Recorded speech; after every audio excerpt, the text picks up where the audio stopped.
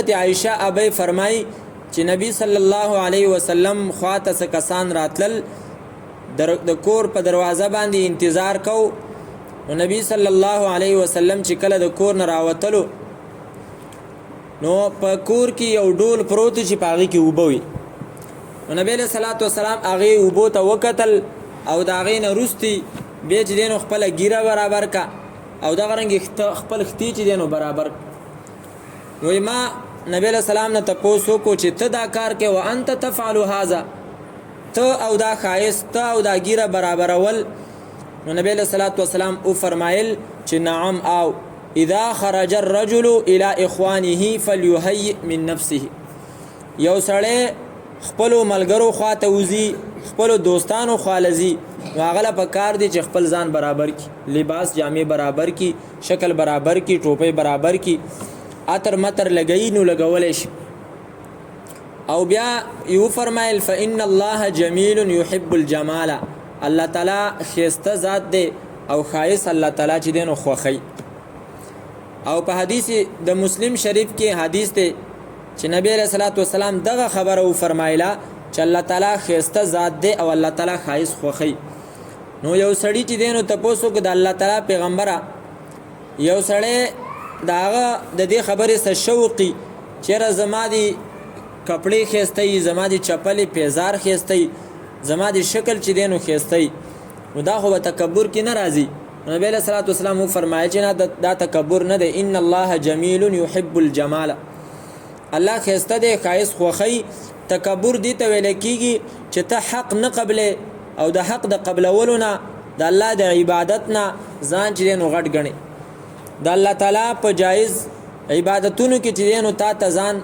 هغه بد ښکاری شرم د تمحسوسیږي که څوک د ته وي چې اذان وکنو اذان باندې د ځان بد ښکاری چې دا خو د مولانو کار دی نو دی باندې چې دا تکبر دغه رنګي بل د نیکی خبره ده او هغه د نیکی خبره کې چې دینو تا ته په کولو باندې ځان چې دینو سپک ښکاری دی ته تکبر ویل کېږي دا د الله تعالی چې دینو نه دی خوښ او دا چې د چا په زړه کې نو اگر چې ذره بر ولی نه په اندازه د یوې ذرې باندې ولې نه نبی صلی الله علیه وسلم فرمایي دا سړی جنت ته چې نه داخلي نو یو حق نه قبلول د حق د قبلولو نه ځان چې لوی ګڼل او د حق قبلول په دې کې ځان ته چې دینو شرم محسوسول او دویم وغمت الناس د خلکو سپک ګڼل چې د خپل ځان نه علاوه ته نور خلک چې دینو سپک ښکارش چې زه خو زما یا مې لباس خده یا مې شکل خسته دی یا را سچ دینو مال ډیر دی او دا نور چې کم دینو دا خو سره د روپیم نه نو دا تکبر دی په دې باندې الله تعالی چې دینو خفقيږي او د دې وجنه علما کرام ذکر کوي چې نبی له صلوات و سلام به کله سفر کو نو په سفر کې به ځان سره ګمنځه کنګي دا به ځان سره وړله ودهنی د ځان سره به تیل وړل والمرآت ځان سره به شیشه وړله والسواک او نبی علیہ السلام به ځان سره مسواک والکحل او رانجه دا به په سفر کې د ځان سره وړل دا ټول شي نه د خایست دا خو هغه شي نه دي چې کچرته دی وی زنانه خاون وفات شي نو دا شي نه غیله په عدت کې استعمالول ناروا دي ولی ځکه چې دا شي نه د خایست دي او د عدت والا زنانه به خایست نه کوي ځکه چې دا غي د خاون په دی باندې حق دی چې ته به وسوک کې ته به چې دینو وسه دا د عدت ورځي په خفغان کې تیرې او دا شي نه استعمالول رانجه استعمالول دغه رنګي دنداسه استعمالول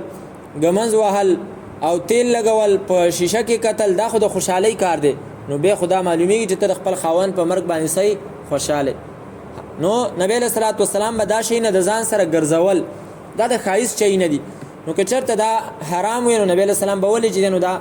په ځان باندې دا به ځان سره ګرځول حتی په سفر کې چې باغی کې خو سړی بالکل هغه معمولی چې کوم د ضرورت شي نه نه هغه لري کوي او هغه شي نه د ځان سره وړي چې هغه نه بغیر گزاره نه کوي خو نبی له سلام امت ته دا درس او دا سبق خودلو چې ګوره دا خایس او دا زینت دا حرام نه دی په زور به ځان ما حرامو او د دې وجه نبی له صلوات و سلام به چې کله ود کېدو نو هر ورځ به نبی له سلام د پاره د رنجو یو بوتلو مکحلتن دا غینه به درې پیری چې نو هر سترګه توروله سرګي به تورولي نو دا ټول د زینت خبرې دي او دا جایز دي نو دی وجه نه دا په ځان باندې حرامول نه دي پکار او لباس کې چې کوم دی که یو سړی داغه وس کیږي او هغه قیمتي نه قیمتي لباس او کپڑے اغوندي نو په دې باندې منع نشته، دا حرام نه دي. حضرت تمیم داری رضی الله تعالی عنہ په باره کې راځي چې هغه د 1000 درهمو یو جوړه اخسته و چې پاغي کې به موږ کو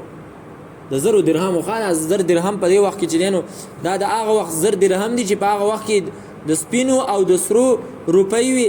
او دا 1000 درهمه دا د 1000 درهمو د چې کوم دینار دي د سرو زرو دغه سره برابر سرو زرو 1000 دینار نن سبا چې کوم نه 100 تولې ته جوړي نو په 1000 دینار باندې بچنه نو هغه یو کپڑا خستله او پاغي کې به موږ کول. دغه رنګي د امام مالک سے په باره کې راځي چې د یمن د علاقې چې کوم بهترینی کپڑے به وي هغه به هغه غوستل. امام احمد ابن حنبل سے په باره کې راځي چې هغه به قیمتي کپڑے اغوستل او هغه به استعمالول. او دا د دې آیت د وجنات چې الله تعالی فرمایي قل من حرم او یو پیغمبر چا حرام کړی دي التي هغس اخرج چې راایستلی دي یعنی پیدا کړی دي الله تعالی لعباده د خپل بندګانو د پاره نو د زینت او د خایس ټول شي نه حلال شو. د دین علاوه والطيبات من الرزق او چا حرام کړی دي هغه پاکیزه شي نه د رزق چې کم د رزق پاکیزه شي نه دي قیمتي روټي شولا خنه خ خوراک شلو دا چې دینو خوراک دا منع نه دی په شریعت کې او دا حرام نه دی. کاغه د غوړو دی او کاغه هر شی خو چې په شریعت کې هغه حلال دی نو که ډیر قیمتي او د چا وس کیږي نو هغه چې دینو هغه کولای شي. د دې وجینا د دې په باره کې د نبی له صلوات والسلام په باره کې راځي کان یحب الحلوى والعسل. ترمذی شریف کې روایت ده چې نبی له صلوات والسلام با حلوا یعنی خوږ شي او غبین دا به خوخو. نبی له صلوات والسلام چې دینو قیمتي شینا هغه خوړلې دي او دا غینه نبی له صلوات والسلام چرتم د دې وجه نه ده منه شوی چې دا شیخ قیمتي دي او زه دا نه خورم. ځنی یو زمانہ د سیم تیر شوی د چې پاغي کې ځنی خلک د سیو چاغو به دا خخ شي نه خورل ویل رات به منګه چې دینو په دې کې مونږ کې سستی راځي او دا واغ راځي. نبی له صلوات والسلام د یو خوراک د قیمتي کېدلو د وجه نه چرتم دا غینه منه نه کړی. خو دومره نه دا کړی چې نبی له سلام همیشه بس په خوراک پسې ورپسې شوی دی چې ساده خوراک دی دا نه خورم مال چې کوم دینو قیمتي شی تیار دایم نه دی کړی. دا غي وجه دا چې د نبی له صلوات والسلام عادت بداو چې کوم خوراک به حاضر شو بس هغه به خوړلو به پاغي کې عیب هم نه راایستلو او که چرته به هغه لګ عیبدار نو دا به نه ویل چې دا نه خورم او زما د پاره چې نو بل شی تیار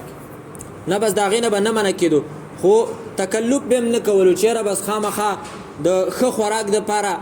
د خپل مانزه ټیم دی خراب کی یا د خپل عبادت ټیم دی خراب کی. لکه نن سبا ځنې خلک چې هغه چکرو مکرو ته لاړ شي نو به د مانزه نه خبر نه او به د خپل جنو خوراکونو کې لګیای او هغه تیاری او د مانزه او د نور عبادتونو سره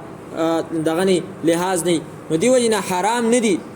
خو یو سړی دی داغه وس نه کیږي نو هغه خپل وس مطابق به پښتانه وي د خپل صادر مطابق پی غزول پکار دي نو خپل وس مطابق چې دینو خ خوراک کولای شي وی کا